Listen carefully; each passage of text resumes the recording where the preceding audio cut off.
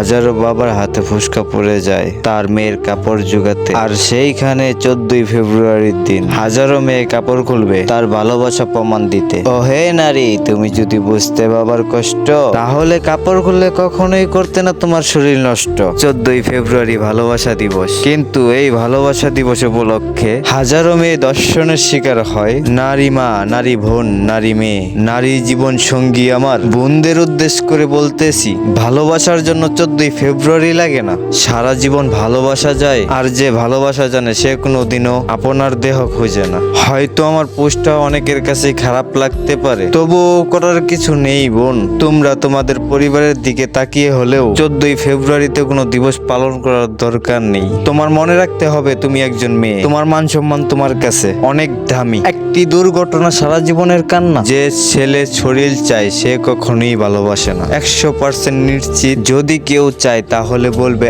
আগে বিয়ে করতে। বিয়ে না করলে বুঝে নিও তার মনে ঝামেলা আছে। এতক্ষণ সাথে থাকার জন্য সবাইকেই অসংখ্য ধন্যবাদ। আজকে এখানেই শেষ, দেখা হবে আর কোনো দিন আর কোনো ভিডিওতে। সবাই ভালো থাকবেন, ভালো থাকবেন। আমার প্রিয় মাতৃভূমি বাংলাদেশ।